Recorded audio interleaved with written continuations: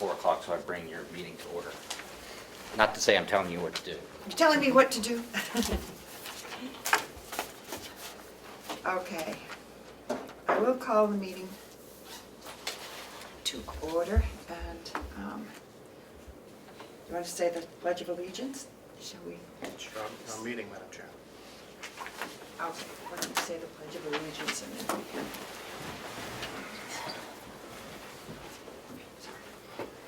I pledge Allegiance to the flag of the United States of America and to the republic for which it stands, one nation, under God, indivisible, with liberty and justice for all. Thank you.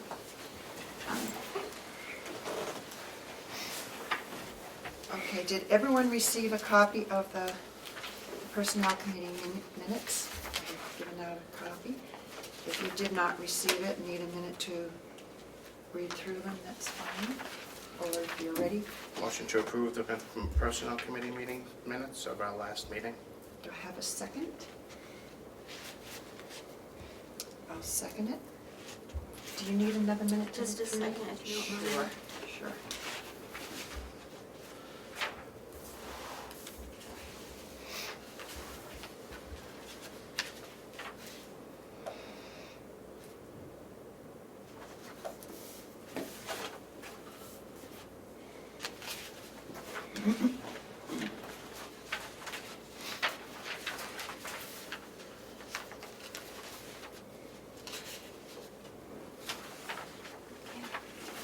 Okay, so all those in favor? Aye? Aye. Opposed? I guess I'll aye. Okay. So Approved 3-0. that's yes, 3-0. Okay, at the last meeting that I went through, looking at the minutes, and I went through the video, which was exceedingly helpful. Before I took anything off that had been here before, or changed the wording, and I came up with these minutes. Also, I picked up in watching it that there were a couple of things that, suggestions that had been made to add to the minutes. And the first one, in all matters, the committee will abide by all relevant New Hampshire statutes, was a suggestion that you had made. And so I put that in red to show that it was something different that we may want to talk about. And also refer to a couple of places where Representative Ticehurst had mentioned the RSA number, so I stuck those in.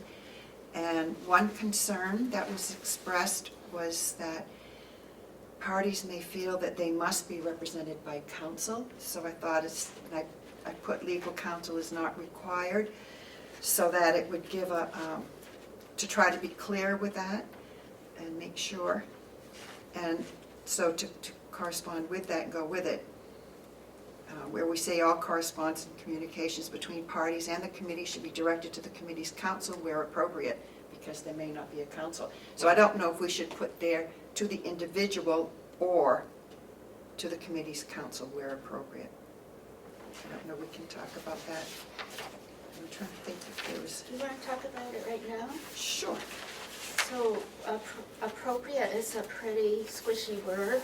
So can we come up with something that says when there is counsel, or to either Or the the individual. committee chair or counsel, or something that's a little more specific? Can you help us on this? I have a suggestion on it. So, I think if a party is represented by legal counsel, you have to go through legal counsel. Yeah. So I think any place you want to have a reference to that, I think you can say notice shall be given to whatever that respective party's counsel is. If they have no counsel, then it should be provided to the individual. Or if you're talking about the committee, then I would say it should be provided to committee's counsel. If the committee doesn't have a counsel, it should be provided to the chair, would be my suggestion.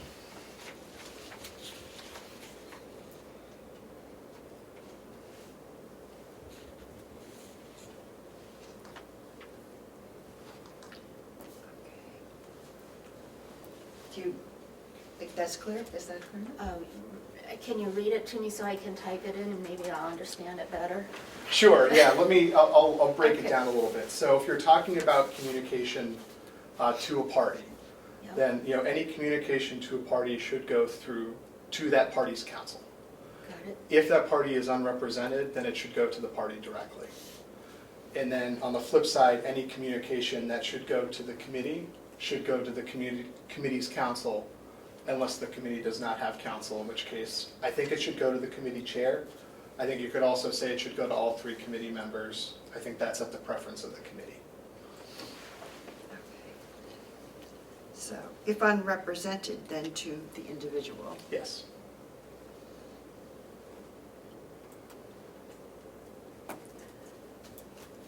And then from there,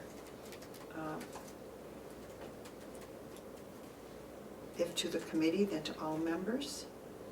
Or if to, no, if, If the committee has counsel, it should go to committee counsel, who should then distribute to all members. no council, then distribute to all members.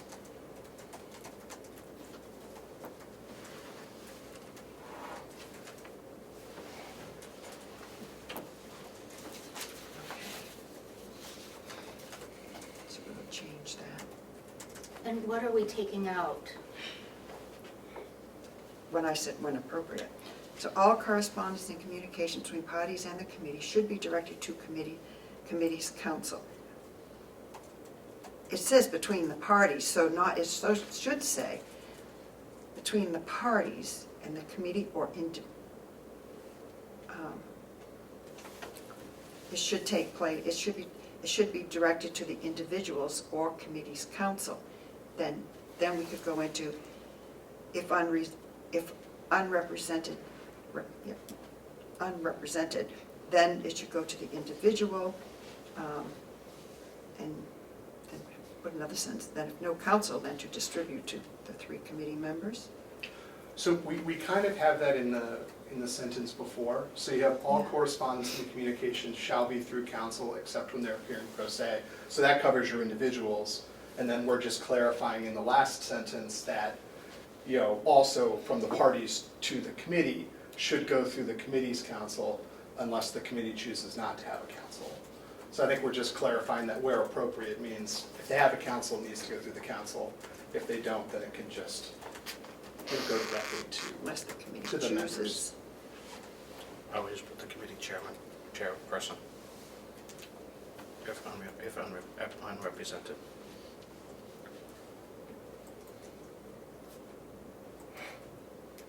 Should the chairperson if unrepresented.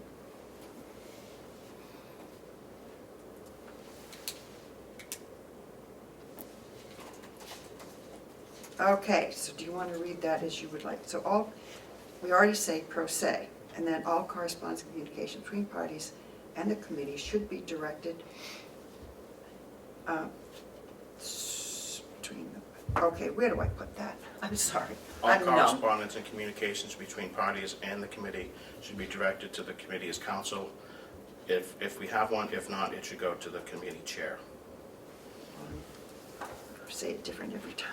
Well, the sentence, the previous sentence spells out the pro se. To the chair. So, Did you get that? I've written so many things here. yeah. Difficult place to write it. All correspondence and communications between parties and the committee should be directed to the committee's counsel unless there is no counsel, in which case, does that make sense? Yeah, and then it should be directed to the committee chair. Right. Type it because I started writing it and then I'm writing around the words and I just don't have any place to. Sorry, I should have written it over here. Okay. So we have that now? Madam Chair, I would suggest that we change the 2 incidences of the words should to shall, Sure. because it's not like a wish. Okay, makes sense. Good idea.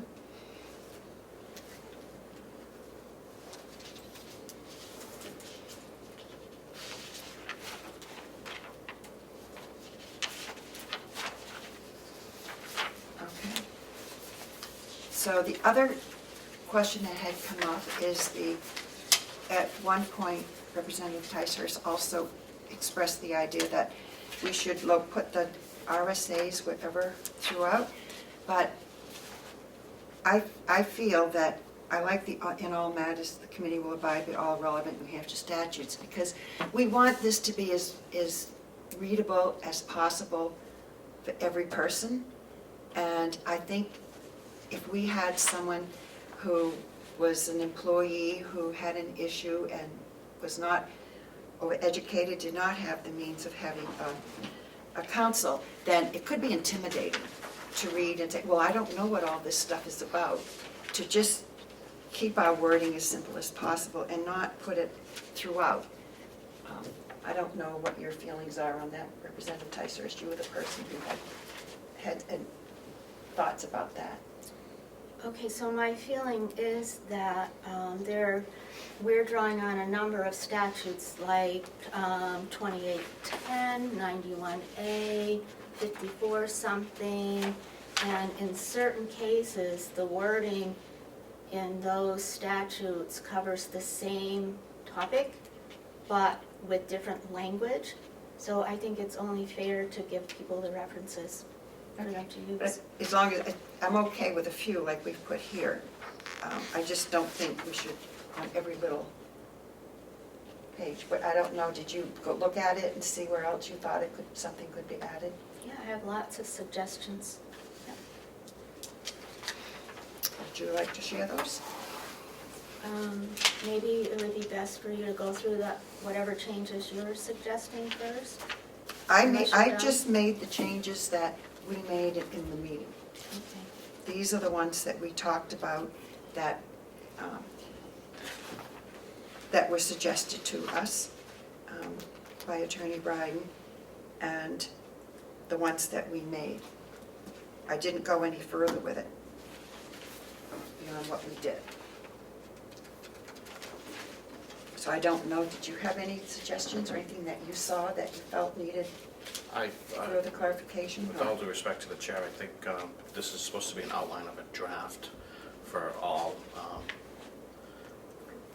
for an overview of what would come before the committee in the case of a personnel committee being established for this reason.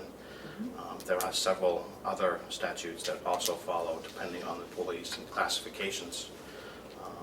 Salary, if they're salaried, hourly, full-time, part-time, per diem, they classify them in all different labor statutes across 275, 273. There's also some federal ones, and there could be some other ones that would come into play. 54 comes into play, and I think one other one, 33 something, might come into play as well. So it really depends on the type of employee that comes before the committee and the complaint. So I think where it says in all matters the committee will abide by all relevant statutes is an overview of what would possibly come before the committee without spelling out specific ones. Or if I'm not opposed to putting specific ones in here for our thing, but as for just for a overview and procedures going forward, I think that sentence clarifies what we should be doing moving forward. Makes sense to me. So the minor correction would be to add an S to the end of the word statute, because there's more than one statute that are relevant.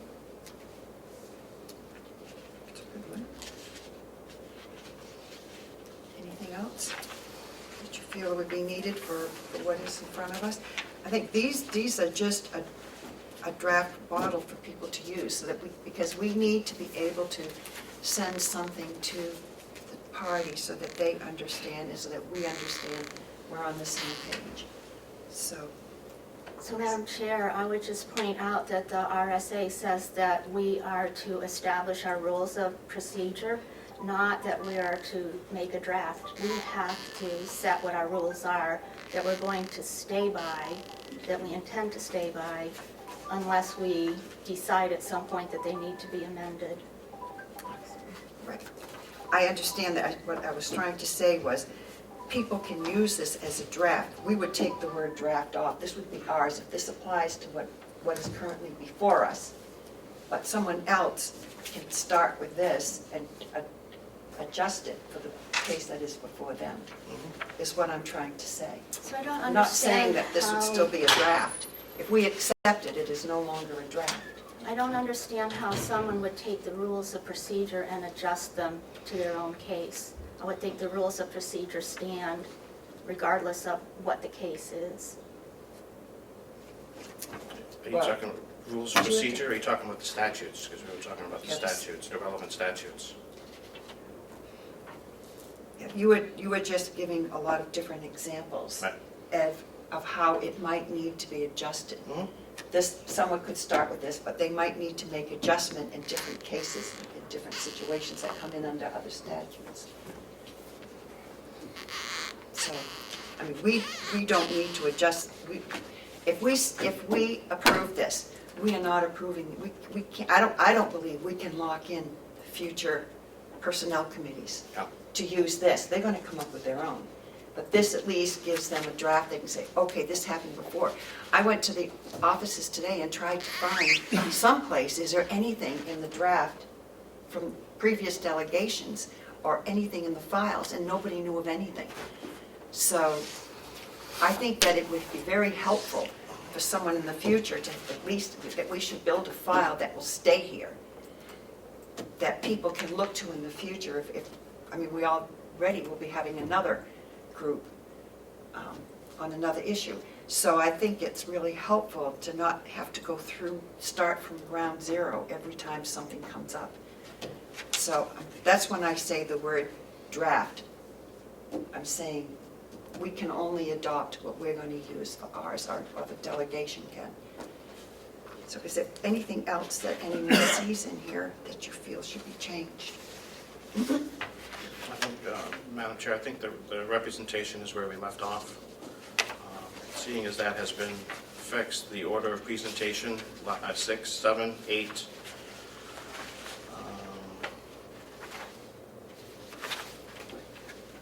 D, admission of evidence, has all been worked on from last time, and the changes were made at our last meetings. I'm pretty sure that was Right. where we left off. Other than So we're at 540. 541A33. Yeah, official notice and contested cases. I think that is, I think we're taking that right out of the RSAs.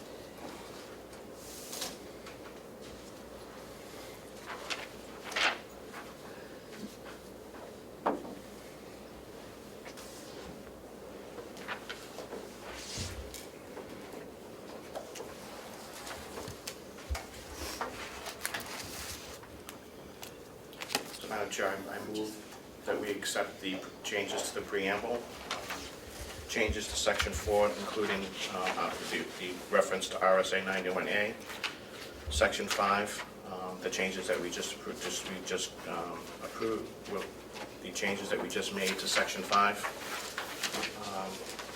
So, excuse me, Section 5, is continuances? Oh, there are two Section 5s. There's B5, there's C5. Yeah, they're under the D. I'm sorry. Yes, we're under C. My Under C. apologies. C, Section 4 and 5, the changes that we just adopted, will be adopting.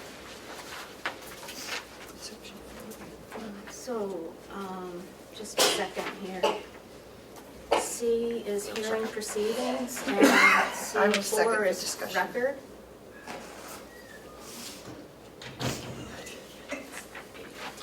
The preamble, we're going to add S to the statute, which makes it statutes. We're going to include RSA 91A under Section C, under 4 at the bottom, to make that reference to 91A under record. And then representation was the changes we just made.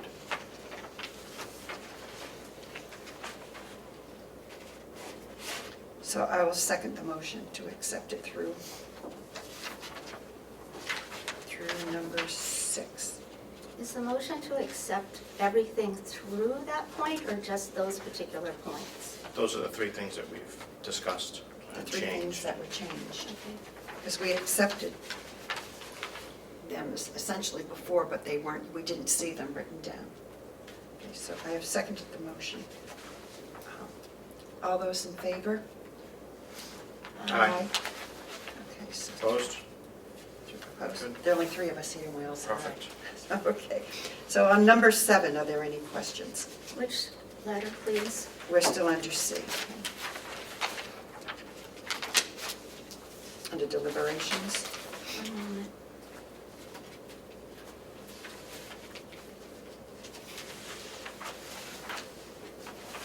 It's the preponderance of the evidence.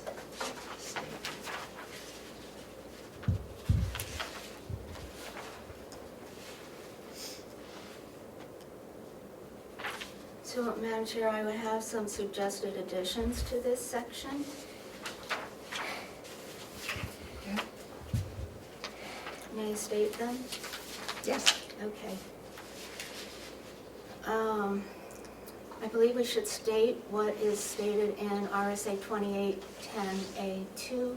For each ground for discharge, removal, or suspension as ordered or specified by the commissioners, a roll call vote will be taken to decide if there is good cause. The minutes shall record the roll call votes. Wait a minute. Huh? What? This does not apply to what we're looking at Under deliberations and decisions, is that where we're at? of the committee, this committee. So why are we talking Deliberations. about roll call votes of the commissioners? It says deliberations of the committee shall be private, and maybe I wrote commissioners instead of, The committee. no, it does make sense, because this is saying that we're going to deliberate, and what we're deliberating about is the decisions that the commissioners made. And the commissioners, and we're going into this in the middle again instead of starting at the beginning, but what the commissioners should have done was to give grounds for the suspension or termination or removal. Excuse me, I think this is evidence that would be brought before the hearing. I don't think that's part of this is Our- what we are doing. Right. And I don't think that we should write in here to prejudge Well, let me explain it. evidence that might be presented to us. Well, let me explain it. That is exactly what the Personnel Committee is doing. The Personnel Committee has to look at what the commissioners charged and what grounds they took their action, and we have to decide if we approve that or not. In order to do that, we have to look at each ground separately. That's what the law says. We have to look at it separately. And I believe our guidelines, our rules should say that we will do that, and we will take a vote on each of those grounds. I did say that I would like to have it as a roll call vote. Where's she referencing? What are you referencing? 2810A2.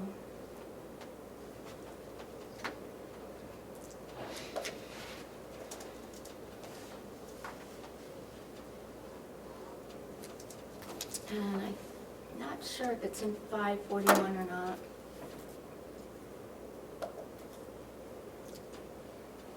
So, going back.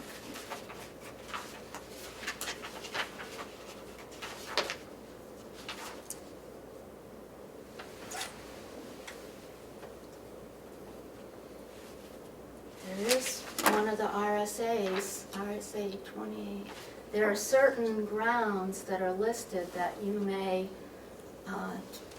I'm just going to call it discipline an employer for, and they're listed specifically in there.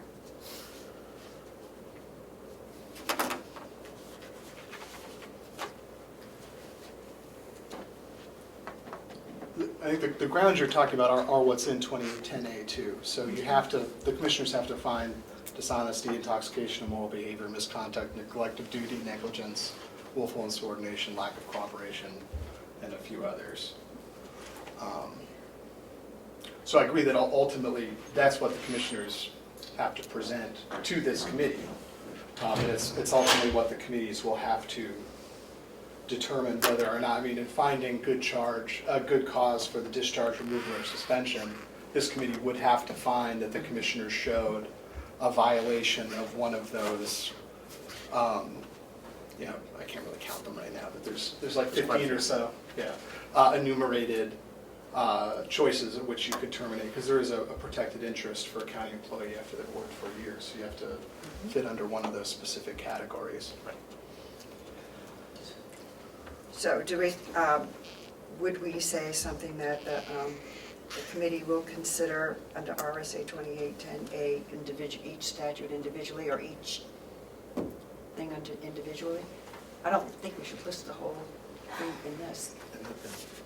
With all due respect to the good representative, this is, Chapter 28 has to deal with the county commissioners, not the personnel committee. Yes, and I understand that, but what the Personnel Committee is doing is they're reviewing the decision that the commissioners made and then making a determination of whether it was appropriate or not. Correct? And so therefore, we should review what their decisions were and make a vote on whether it's appropriate or not. Again, I think that would come under the presentation of evidence. I don't care where you put it, but it needs to be in here. And it would make a lot more sense if we did this step by step by step by step. And in that case, we would have already determined whether that was done properly before we even got into presentation of evidence. I think the evidence. I need clarification on that. Either I'm misunderstanding or I'm not understanding. So you're asking us that we should deliberate before the personnel committee to determine whether No. this has already happened? No, correctly? not at all, not at all. So, Madam Chair, may I please beg your indulgence for a moment and try to outline the process so it can become more clear? I'm assuming that's a yes. So we have kind of our preamble, that's our purpose. And then we have certain laws that we have to follow about our meetings, how we notice our meetings and that kind of thing. I believe that that should be part of our rules of procedures. Then we have definitions, which we covered pretty well, except we didn't explain in our rules the law that defines who's on the personnel committee. The next would be, section would be about the request for a public hearing. So unless an employee makes a request for a public hearing in a proper way, we have no authority to act. So the next section of our rules should cover what is required for a public hearing and whether all those criteria and how we're going to show that all those criteria are met. Next, there can only be a public hearing if the rules and procedures for discharge, removal, or suspension have been followed. And we have to determine, did the commissioners follow the correct procedure? That's very important in our work. And then we would have a section on pre-hearing procedures, and that's been pretty well outlined up to this point. Then we would have a section on hearing procedures, which we've outlined pretty well. We need to add more to the section on record, because it's not just audio recordings that we need to keep. Then we have the representation, the order of presentation, and then we get into the admission of evidence. And once all that's been evidenced, there are only certain decisions that this committee is charged with making, and we need to outline what those decisions are and how we're going to make it. And then we also have certain requirements that we need to follow during the reconsideration, if we're asked for reconsideration, and the appeal process. And those should be outlined in our rules of procedure as well. It all makes more sense if you start from the beginning.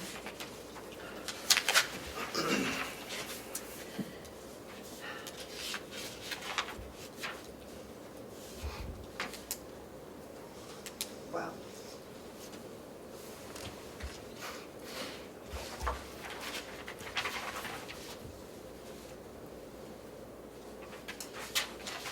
I don't know if we have to put the notice of meetings, we already do notice. We follow the normal procedures for noticing of meetings. I don't know if we have to have it in every single procedure unless we're assuming we're not going to follow the established notice for hearings. I'm trying to keep this as simple that a person can understand it who comes in and is going to come here for a hearing. Okay. So while I think we need to, I don't know if we have to go back, we have to do every single detail of every single step that's already part of our requirements to do in any procedures that we do, if we have to repeat all of those. I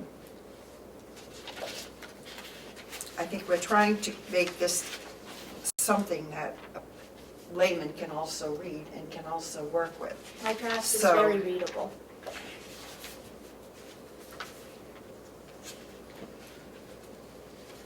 We've already approved a lot of these statements in the sections of this. Yes. Um, But we're missing And- huge sections. Do you want to look at the section to see if there's something that we feel is applicable to what we have already done?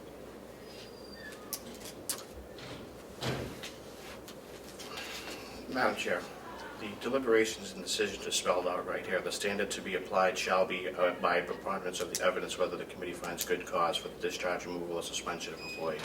The committee shall issue a written decision within 10 days from the conclusion of the hearing. That follows the preponderance of the evidence allows for all evidence to be presented to the committee, and the committee will make its determination. What we choose to follow, or what type of evidence is presented, or whether we find good cause or no good cause, will be decided in our deliberations. Tying us to certain RSAs that do not, that we're not tied to, would be a distraction during our deliberations. Madam Chair, my suggestions do not tie any statute that we're not required to adhere to this procedure. 2810A comes under county commissioners, not the, which is what we started discussing, which does not come under our personnel committee. Excuse me, but the Personnel Committee may establish reasonable rules for procedure and administration, and before that, the employee may request in writing a public hearing on such notice or suspension before the County Personnel Committee, et cetera, et cetera, et cetera. It most certainly does apply. I would, just if I could for just a Yeah. brief second, I believe, and the reason the language in ours is tailored to Section 3 is because Section 3 is precisely for the Personnel Committee.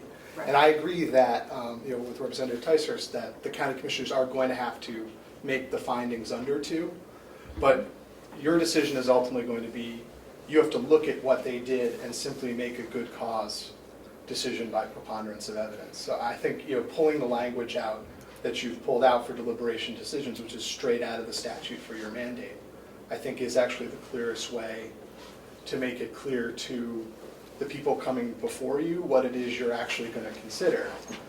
You're ultimately not going to necessarily look into all of the facts that might underlie original incidents. Your decision is going to be, did the commissioners acting on the information that they believed at the time, was that action with good cause? I think the way that this frames it, I think makes it clear that they have to find one of those. I'm sorry for pointing at you, Commissioner Batson, you were there as a commissioner. But the commissioners have to find one of those things, and you simply have to look at what they find, and it could be anything under that list and make a determination. You aren't independently saying, is this dishonesty or intoxication? You're reviewing their determinations. That's what I'm saying. That's part of the evidence, that's part of what's brought to us, that's part of what we look at to see if they follow the statute, so.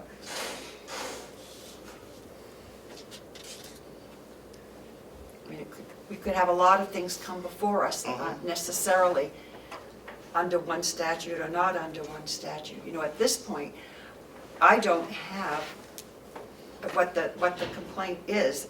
I don't know what evidence or what that person is going to be bringing this charge before us for, because I have not been in communication with him. I don't know. So until we get the evidence, we don't know what standard that person's going to bring. We don't know what standard the commission is going to bring. We haven't heard what the parties are basing it on. Madam Chair, I strenuously object, because what we are tasked with doing now is setting out the rules of procedure for any case that comes before us. And that's why we need to include what things we're allowed to make decisions on and what things we're responsible for making decisions on. We cannot make rules for one particular case. Absolutely not. I don't believe that we can cover every instance that can come before the. But we can cover committee. what the law tells us we are charged with covering, and all I'm asking to do is include those things in our rules. And that does not seem unreasonable to me.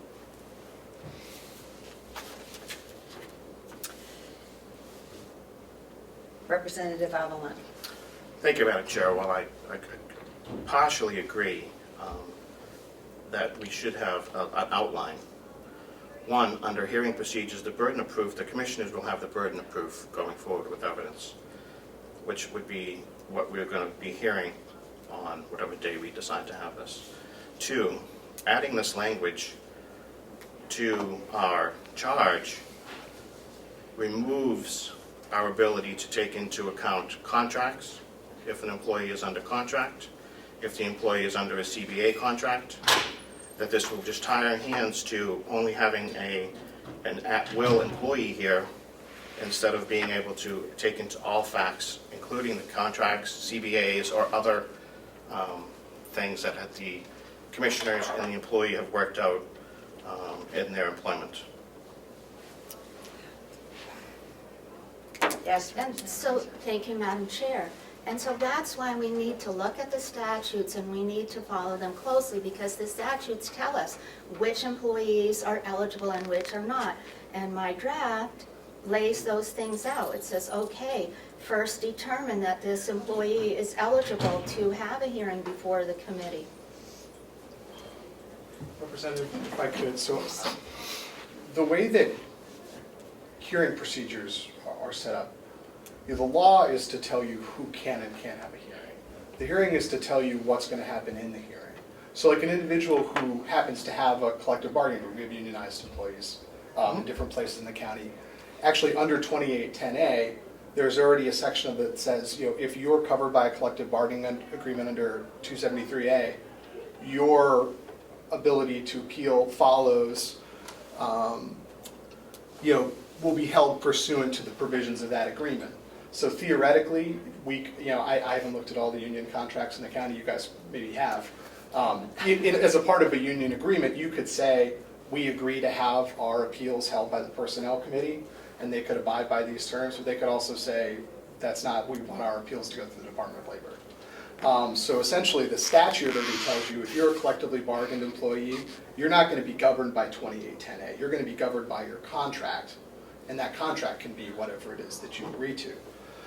So I think some of the concerns that are, I think, tripping up the discussion a little bit in my mind is this procedure manual is for people who are in a 2810A properly and are actually having a hearing. So people shouldn't be looking to this document to say, do I qualify for a 2810A? Am I appropriate for it? This is a document for the members of the Personnel Committee to say, we've received a 2810A, let's go on the procedure. And so I think that's why having a simple description like we have of what that actual hearing policy inside the scope of the hearing and the documents that come prior is good, and then leaving who qualifies and who doesn't qualify to the statutes, because they're written exactly for that purpose, and we're not going to improve on who qualifies or who doesn't qualify for that. May I ask No, I Attorney agree. Dragon a question? Yes. So do you think it would be inappropriate to have a step in there for the committee to verify that the employee is not covered by a collective bargaining agreement? I think that's up to the committee whether or not you would want to include that, but essentially, if you received an application for a 2810A from somebody who is in a collective bargaining agreement, they don't have a right to participate. There's actually, there's only like 3 or 4 Supreme Court cases that even touch this statute, and one of them is a sheriff's deputy, I think from Belknap County, who tried to use the 2810A, even though he was part of the bargaining unit with the sheriff's department, and the Supreme Court ultimately said you actually don't have a right to even be in this at all. So to the extent that you feel like people need to be put on notice of that, I think you can put that in there, but I think, the purpose of this document to let people know how the hearing actually goes, I'm not necessarily sure that it improves this document to have that in there. And may I ask a follow-up, Madam Chair? Yes? Okay, and so would it be inappropriate to put in a couple of lines there to verify that the request was made during the legal period of time during which an employee is eligible for a hearing? So you mean it's section 2A and B where they're talking about were they given proper notice of suspension or termination, all that type of stuff? I think that's probably actually a question of fact that you are going to need to determine. So part of your good cause determination on deliberations is going to be, did the commissioners put forward certain of those sections under section 2 where this person's actually violated, and then did they follow the appropriate steps under section A and B to give the proper notices to all of the parties. So I actually don't think that you should cut off a 2810A complaint because on your initial review of somebody's pleadings, you're not sure that they fall into the timeline. I think that's something that one or the other parties is actually going to have to prove to you as part of this hearing. That burden of persuasion's on the commissioners. They'd have to come in and say, yes, we complied, or obviously the employee could say, well, I never got whatever notice, and that'd be a question of fact for you guys to determine.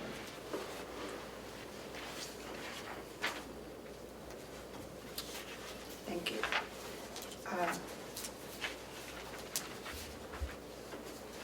So, I think we'll continue on and see if, sorry about that. I should turn that off. Just thought I had.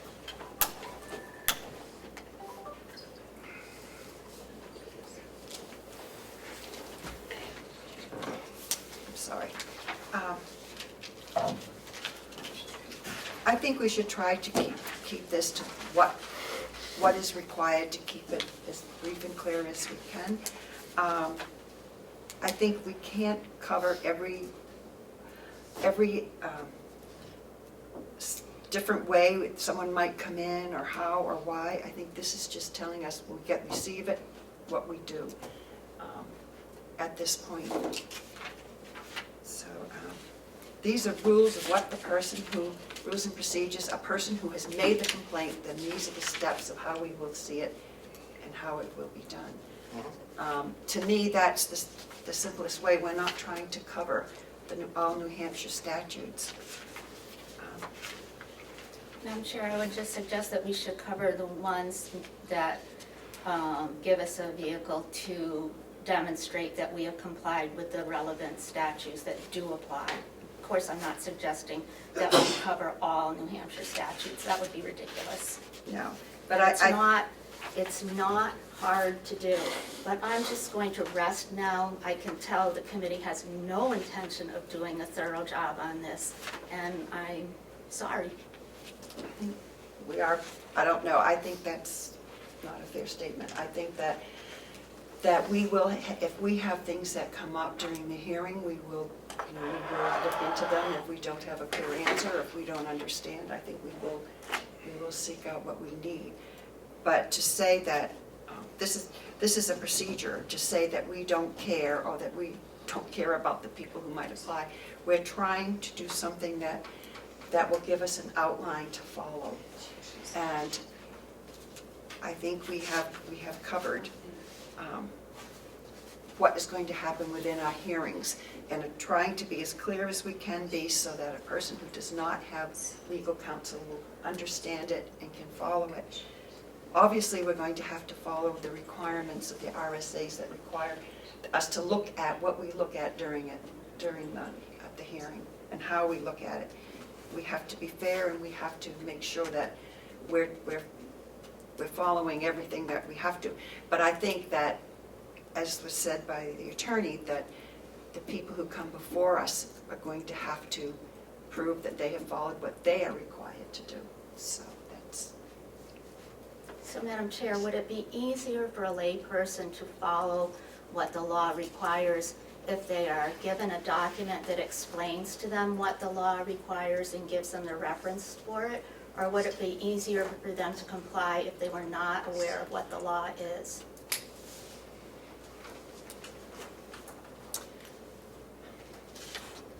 well, yes, Representative Avalon. I think what the good representative is trying to establish is an employee would be established as an employee manual of what the requirements are to have a personnel committee. We're already charged with being a personnel committee under Section 3 of 2810A. So how an employee gets to that point would be within their CBA, as we've touched on before, their individual contract, as we've touched on before, and if they're an at-will employee, they might fall under this or not, depending on how the CBA is written. And if they're per diem or something else, they might fall under a different things, different, I apologize, different RSA given for employees when they have their personnel hearings and this and that. So that would be an employee policy of how they get to the personnel committee, and then the steps and everything else in the proof that they make would come up in the burden of proof that there is substance for us having a personnel committee meeting. And I do have a question of the commissioners. Doesn't the personnel manual go into how if they have a problem when they're with another staff member or issues, or what their procedure is to go up through, and now we have an HR person, that they have those steps are part of their manual? Yes, so a lot of that is, thank you. And what what is available to them. I know the manual is very thick. But, okay, Follow-up question? yes. Would you say that the employees are generally able to understand the manual, the personnel manual, or is it so thick that it's just too hard for them to understand? Yes, Representative Avalon. Madam Chair, that's not for us to determine. And we do have an HR person now who's available to them. Madam Chair, the discussion has been about whether if we give people more information, it will overwhelm them. And what I'm saying is that if they have a big, thick personnel policy that they can understand, I think they can understand this. And Madam Chair, with all due respect, I'm going to really try to drop this now. I've tried as hard as I can to do the right thing for the employees of this county. Thank you.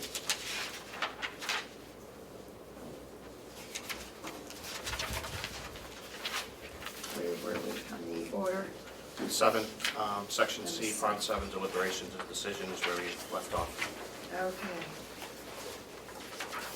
Finish back this back from the standard.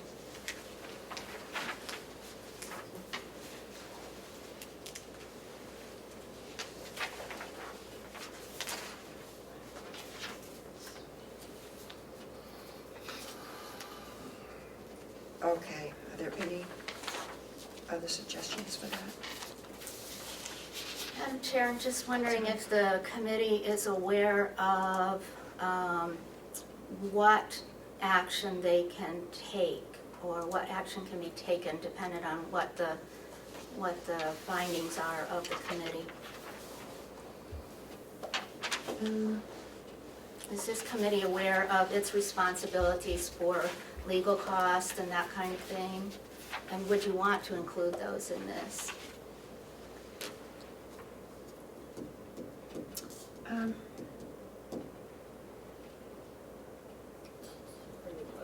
I'm wondering that we should have a side thing for that. I think it is laid out in statute, it's Section 4. Again, I think it's the preference of the committee. I think you could replicate what's in Section 4 into the hearing procedure. I don't think there's anything wrong with that. I don't think there's anything more to say about it than what's in the statute, but I don't think it's a problem to have it in the manual. It essentially states that, if you ultimately find an employee is discharged without that good cause or suspended without good cause, that they would be reinstated to their former position, and that they also may be reimbursed for fees as determined by you as a part of your ruling. Or ultimately, if it goes up to the Supreme Court, that is something that they could also assess at the Supreme Court level. So you do have the option as a part of your deliberation to not only determine that they acted without good cause, but that essentially, in the civil law field, if you find that not only they acted without good cause, but they acted, kind of in an abusive manner, then it's appropriate to go ahead and award fees. It can be different in different circumstances. Some determine whether or not they've acted frivolously. Some don't have as high a burden on it. There is no specific standard that I've seen in any of the cases that have covered this. So I would say that you could apply your same good cause determination as to whether it would be appropriate to assess fees for attorney's costs.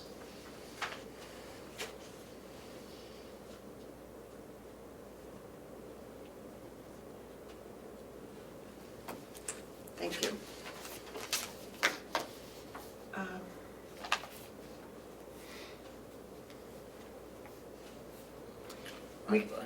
Madam Chair, I have no issue with that. Section 4 being added to Part 7 if the good representative would like to have it added. However, I just want to make sure that we're not tying our hands by just putting that in there, given that we would have to, if there are other things at play, that's the only thing. Because typically when employers run into, if they've already replaced that person or anything like that, I'm not saying in reference to this, but how would we make that determination of what position they would fill?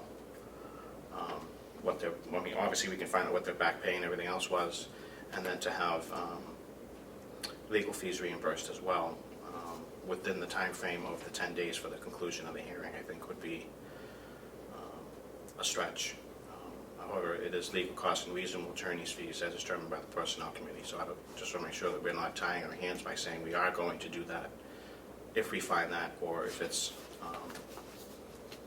things. And I just want to make sure that we're not doing that if we plan on doing that, because I see a lot of shalls in there. So I just want to make sure that we're not moving into uncharted territory. Madam Chair, Yes. I'd like to read what's in some of the RSAs and let the two of you or this committee as a whole determine what should be included. It says, if the committee finds good cause for discharge, removal, or suspension of the employee, they shall approve his discharge, removal, or suspension as ordered or approved by the county commissioners. If the employee has been discharged, removed, or suspended without good cause, he shall be reinstated to his former position without loss of pay for the period of suspension, and shall be reimbursed for his legal costs and reasonable attorney's fees as determined by the Personnel Committee, or in the event of appeal from its ruling by the Supreme Court. If the employee is reinstated, the employee shall submit an itemized request for reimbursement for legal costs and reasonable attorney fees.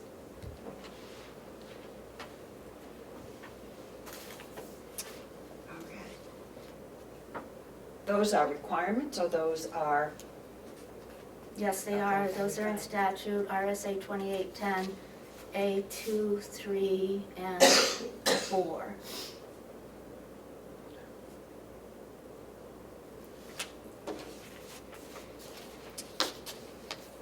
We could add a reference to it.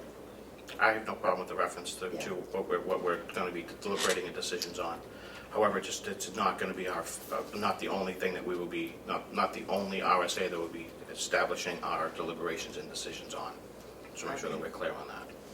There could be other RSAs that would delve into certain instances depending on what employee brings before us.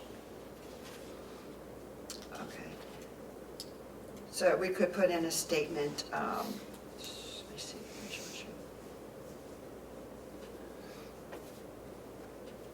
just a statement referencing 28A, 2810A, 3 and 4, and any other relevant RSAs would be my suggestion to the representative. Thank you. You're welcome.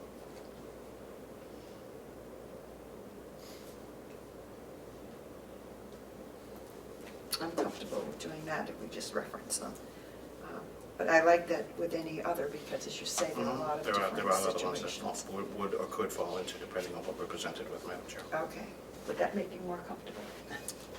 No, I'm not completely comfortable. I am more comfortable, but I'm not completely comfortable with that. Wow, it's moving. Is there another one that you wanted to reference as well? No, I gave you the exact wording that's precise and tells people exactly what they're entitled to for treatment. Okay, thank you. Reconsideration and appeal shall be made pursuant to provisions of RSA 541. So, Not much we can do with that. no, So, Madam Chair, do you intend to leave out letting people know that within 30 days after any order or decision has been made by the Personnel Committee, any party to the action or proceeding before the Commission or any person directly affected thereby may apply for a rehearing in respect to any matter determined in the action or proceeding or covered included in the order, specifying in the motion all grounds for rehearing? Isn't it under 541? And do you also is that intend the to... 541? It is, and do you also intend to leave out of it that the, I believe we have 10 days, and I have to clarify something that came up earlier, 10 days from the filing of such motion to grant or deny it. And I will point out too, that one reason that it's not useful or fair to just cite the RSA is that you have to follow a chain of them. For example, I believe it's 541, and I'm not 100% sure of that, defines the Personnel Committee as a commission. So when some of the laws say commission, it's not referring to the commissioners, it's referring to the Personnel Committee. It's confusing, and I'm sorry that we're not going to spell that out for people.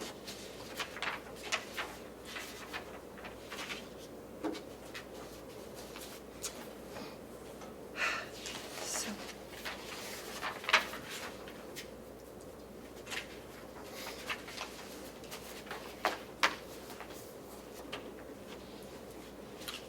Are we going to add we in would- under 7, Madam Chair, or are we just going to leave it as it is?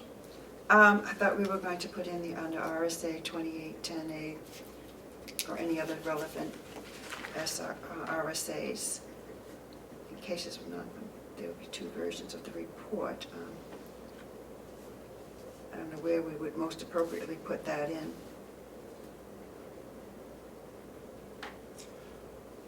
Representative, I think I'd recommend just a separate paragraph under section 7 that just stated that, employees are, if they ultimately find that the commissioners acted without good cause, that they would be entitled to the remedies located in section 2810A and any remedies that are under applicable law. Would be entitled.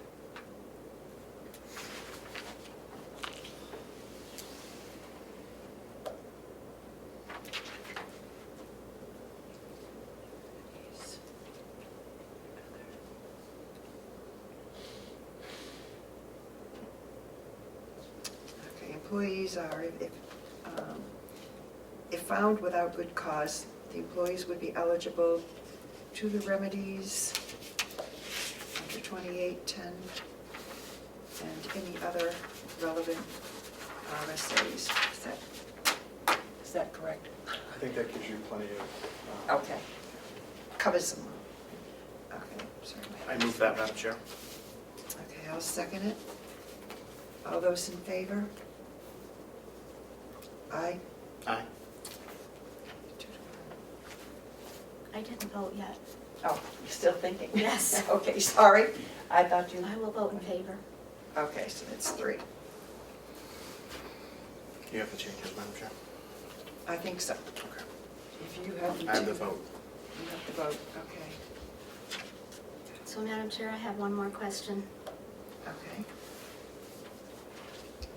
Would the committee like to include in the rules, rules that would state what documents, what records we will keep, since under RSA 541-9, we will be required to provide the court a certified copy of all the evidence that was introduced, et cetera, and copies of exhibits, should there be the filing of an appeal. So we can just assume that everybody's going to figure out what's going on, or we can structure this so that at each step, we're not only following the law, but we're getting the information we need, and we're keeping a proper record of it. Or we can just hope that it all works out in the end. Are we going to put that evidence, that would be under 541A, evidence official notice of contested cases, all testimony and witnesses, the rules of evidence, Representative, under documentary evidence? you already have it. So in hearing procedures, section 2 exhibits, the parties are required as a part of their production to provide an original copy for the purposes of being held by the committee, and then 4 additional copies that they need to provide for a part of the hearing. And so you would be required to maintain those original hearing exhibits for transfer on the issue of an appeal. And then the issue of the record, which is what would cover your recording, it's clear that you must keep an audio recording, which is standard for any kind of administrative or judicial hearing. And then, ultimately, if there's an appeal, then a transcript does have to be made of that. But in pretty much any appeal that I'm aware of, the transcript creation is always borne by the requesting party, which is what we have here as well. Okay, So I think we already that they're have that both- covered under the exhibits? Yeah, the exhibits allows you to create the original copies that will be your kept copies that you would need to provide on appeal. And obviously those are records of a hearing, so you don't have the ability to destroy them. So when they say certified copies for the purposes of appeal, you would actually provide them copies of your originals. You would maintain the originals, and then the record would be taken care of by section Okay, 4. what number was that in? Just- So that's in your hearing procedures, so that's C2 covers the creation of exhibits, and then C4 covers the creation of the electronic record for appeal purposes. Oh, okay, now I found it. Okay, C2 and C4. Okay, so we do cover that one. Yep. Okay. You see that now? I see that. Mhm. Okay.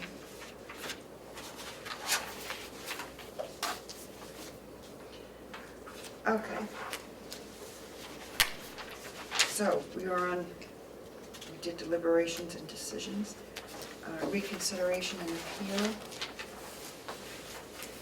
To be made pursuant to the provisions of 541 DSEG. See below. That's, evidence, official notice, and contested cases. Thank you. It is below. Did you have any questions on that one? No. No? Okay. Then so far, we have taken the vote, we did to, how far did we go? You have your note there. We've got as far as 7, which added the clause of the second paragraph to 7. Okay. So we have that. So shall we take a vote to accept? There's one Yes. more question I have. Is it your intention to allow a person who's not on the committee to take minutes of the non-public session? Of the non-public session? I think we talked about recording that. I believe we also need to have a written minutes, and I really wonder about having a person from the public in that room at that time.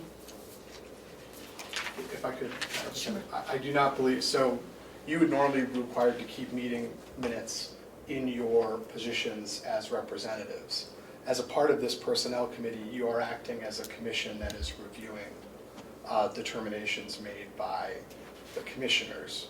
So, your duty to record is now covered by your duty acting as a commission, which means you need to keep that electronic record. I do not believe you have any obligation to keep meeting minute records like you would for another. This isn't a meeting of the Carroll County delegation. This is literally just using members of the Carroll County delegation because you're already elected officials and available to review decisions of the county commissioners. So I don't believe that there would be a requirement for you to keep minutes separately from the electronic record that you absolutely have to keep that will record the entirety of this hearing.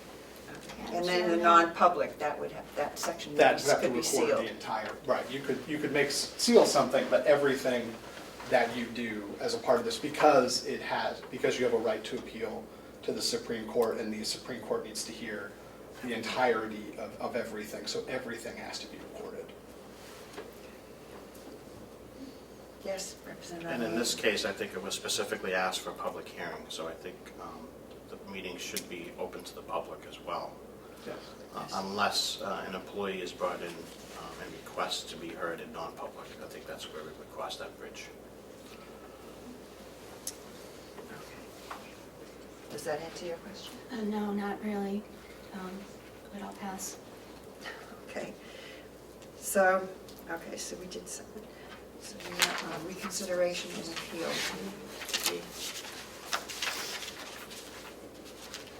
Did you have something you wanted to add to that? No. No? Motion to approve the Carroll County Personnel Committee Rules of Evidence and Procedure with the relevant changes that we've made during this meeting, Madam Chair. Okay, I'll second it. All those in favor? Aye. Aye.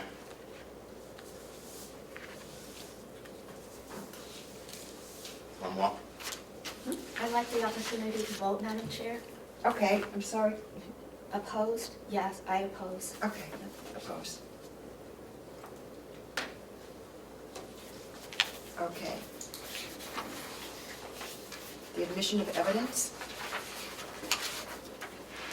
Are there any questions on the admission of evidence? Madam Chair, I move the whole form, as there was no other discussion.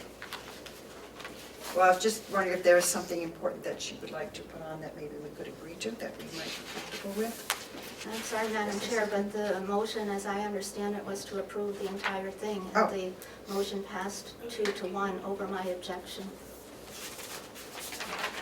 Yes? Madam Chairman, if I may ask, I apologize for getting here late, but we were at another meeting.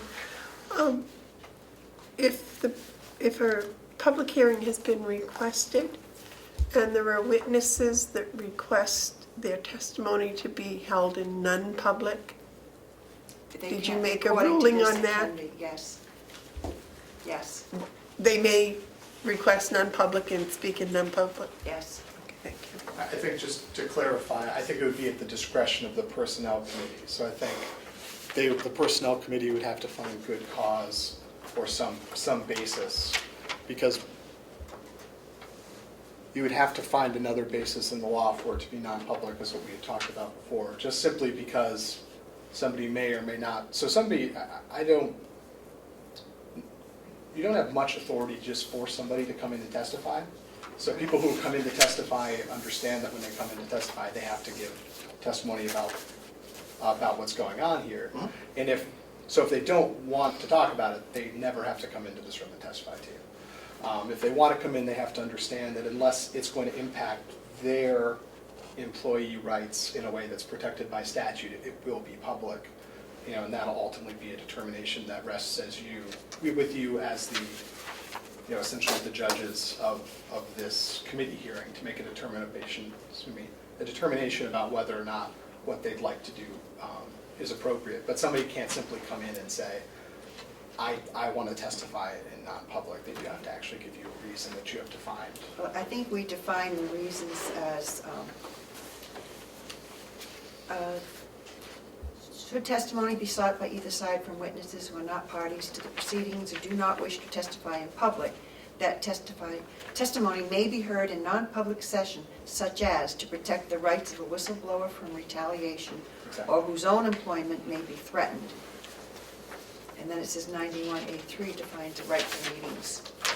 Because those are protected under statute right now, and we can't take away a protection that somebody has. Right, so if they're protected for those reasons, there could be retaliation. May I ask a question of the attorney? So help me out with 91A, because I don't have it in front of me now. I hear often that under 91A, an employee has to be given, or anything that talks about an employee's reputation has to be done in non-public. When I've looked at RSA 91A in the past, my understanding was that you could not go into non-public unless you met certain criteria. Yes. But it doesn't mean that you have to go into non-public if it's a personnel issue. Is that correct or not? I do think there are some circumstances in where you could talk about employment issues in public.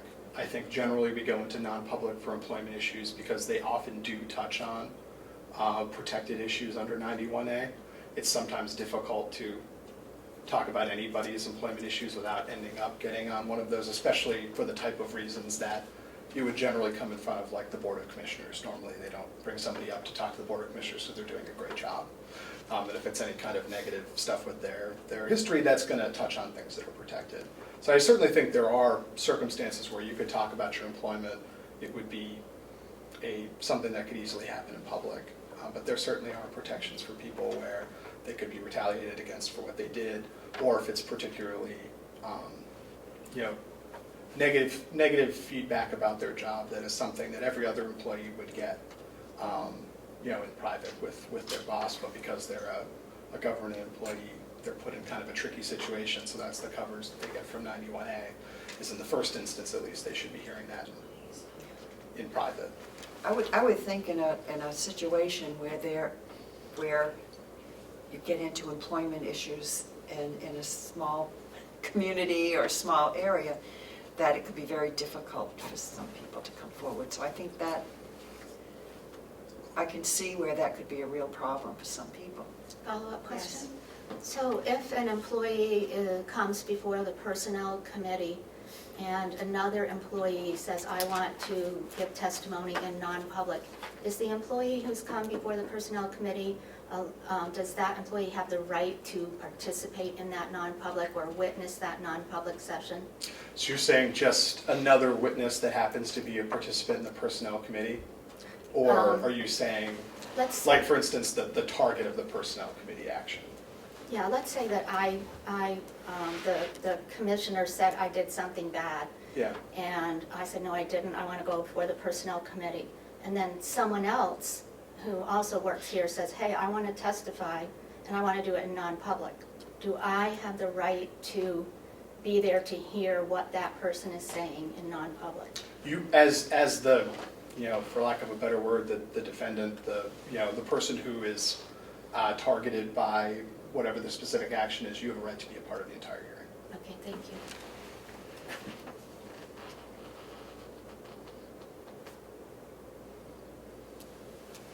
Okay.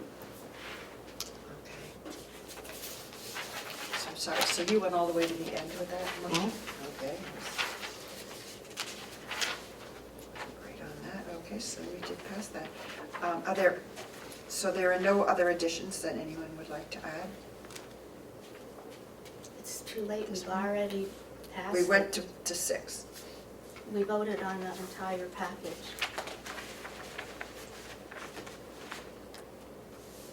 Okay. If Madam Chair would like to reconsider, you may ask for Yeah, I'd like to reconsideration. reconsider because I just, I was unaware, I'm sorry that you were going all the way to the end. So, And I believe you would do a vote to reconsider? yeah, would you vote to reconsider? All those in favor? Are you making the motion, Madam Chair? I'm making the motion to reconsider. I will second the motion. Okay, all those in favor say aye. Aye. Aye. Aye.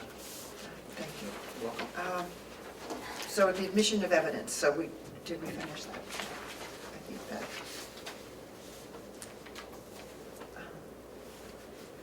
Okay, evidence, official notice, and contested cases. Are there any questions or additions for that?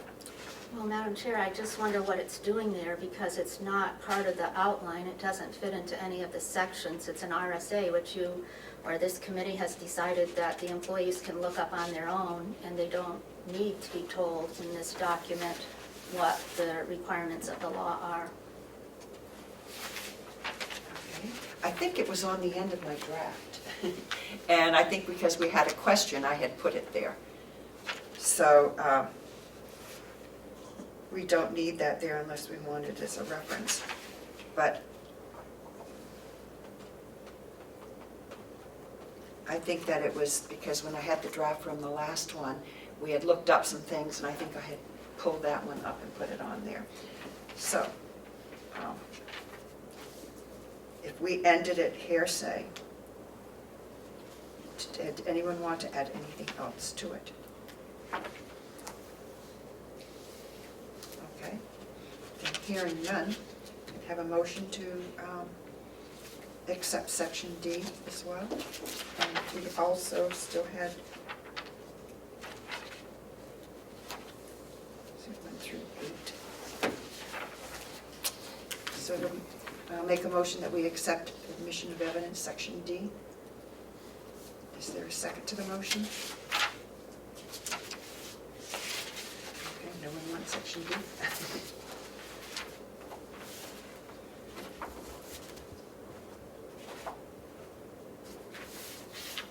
Admission of evidence, the general rule, the relevance. The committee has the discretion to decide questions of relevance. I'll make a second on that, Madam Chair. Okay, then the motion has been made and seconded to accept section D. All those in favor? Aye. Aye. Opposed? Opposed? Thank you. So if there's nothing anyone else wants to add to it, we will pull this together. And Madam Chair, may I suggest that someone should make a motion to adopt the entire draft as corrected? And that would not be me. Move to approve the Carroll County Personnel Committee Rules of Evidence and Procedure as presented with the changes that we've made during this meeting. I will second the motion. Okay. All those in favor? Aye. Aye. Okay. Opposed? Opposed? Okay. Good, thank you. Okay, so I think our next step will be to bring this and put it together, and then if we get the information to you, it can be sent out to the parties. Thank you. I appreciate that, and then with that, we can look at dates, to set a date for the hearing. I think we said in here that it has to be, go out to not less than 20 days prior to the hearing. So, I don't know if we can look at our calendars to see. I know this one has been a while, so.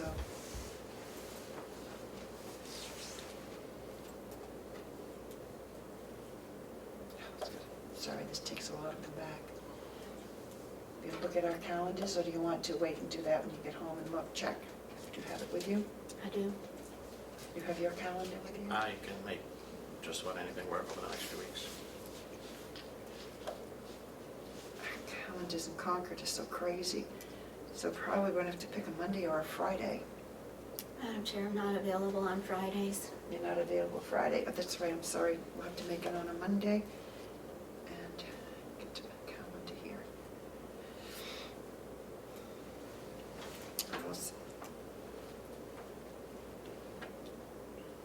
We're also dealing with budget too. So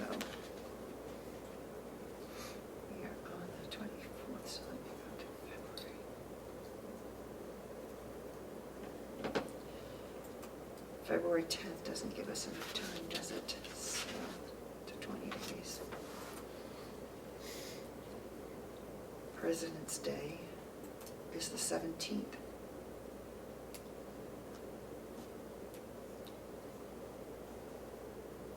Do you want to do, this the 17th gives us 20 days, but it would have to go out this week.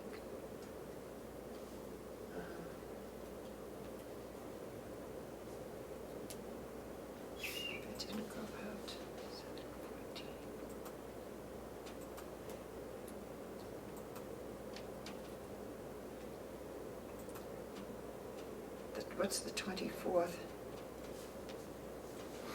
I think we're off that week, Madam Chair, in February. Do you want to, is anyone planning to go away that week on the 24th? Not anymore.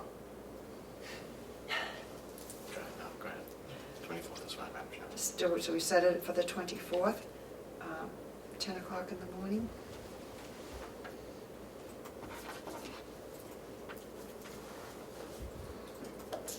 Madam Chairman, Yes? isn't that President's Day? I think so. Oh, that was the week, I have it the week before, I think. Oh, the evening. I just- President's Day is the 17th. It's the 17th Okay. is President's Day, Thank you very much. so the 24th. Okay. Madam Chair, do you want me to send official notice to the parties, or do you want me to wait Yes. until after you have had the vote? Or do you tend to vote on Monday? We would set, the personnel committee would set its date. Yeah, the Personnel Committee sets the Okay. date. We don't Okay. have to do that with them. So I'm happy to do that to start the process if the committee would like me to do that. Thank you. I Okay. would appreciate it. Would the clerk note that in the minutes, please? No, what? No, Would that- the clerk note that the attorney has offered to send out the official notice so that we can document that we have followed each step of the law appropriately in the minutes of this meeting? Actually, it's under section 5 that we already adopted. So would it not be wise for us to document that the decisions that we make as we go along? We've charged someone with taking a step, and would it not be wise to note that in our minutes? I don't see any issue with that. We can add that to the minutes.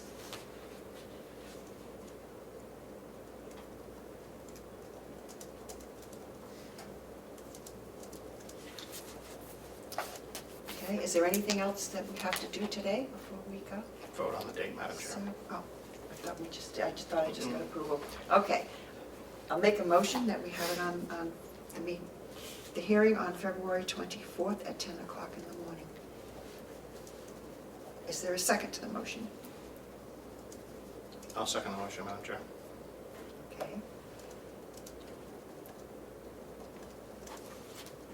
All those in favor say aye. Aye. Aye. Aye. Okay, it's 3-0. Madam Chair, I have a follow-up question. Sure. I'm so confused by this because in so many committees and in the House, it's at the call of the chair. And so I'm wondering if a vote is necessary, just for future reference. Well, I'm considering that there are only 3 of us, Mhm. and I would want to set the date on a time that the 3 people could make it. I really appreciate So that. I I'm just think- wondering about in the future, would someone try to say that, oh no, the chair doesn't have the right to set the date for the next meeting because there was no vote on it? So I just wanted to clarify that I Right. believe that you have the right to set the meeting dates and time without a vote. Well, thank you.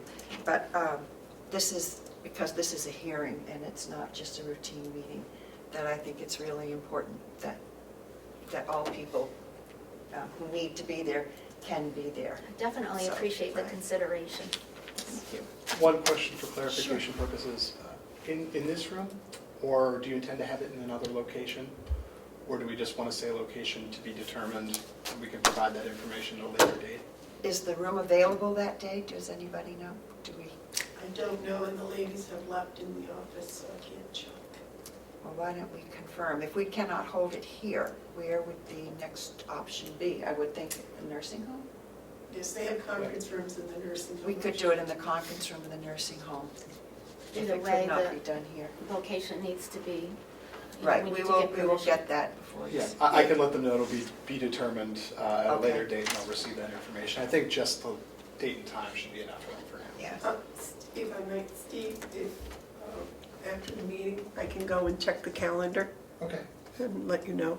I don't know when you're sending the notices out, but I'm going to send them right now, just so that we know that they're out. And then Good. we will supplement information as we get it, because obviously I can't send the rules until until they've been approved. And then Until as soon as the we rules are clean them approved, we'll provide those as well, but we'll still be outside of that 20-day Okay, window, so.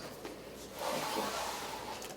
I think we just approved the rules. Yeah, your but rules have they been do need approved. to be cleaned up. You These have have Okay, been then the approved. final draft from the Yes. chair. Yeah, once we get the final draft, then I'll send them out. So when will those be up online? About 2 days. Did you go, Thank you. you went over your last minutes, right? Yes, we did that when we had started. Okay. Thank you. Okay, thank you very much. Then, take a we already did a motion to adjourn, didn't we? We did not. Oh, good. We have a motion to adjourn. Okay. So moved, So okay. moved. I'll second it. All those in favor? Aye. Aye.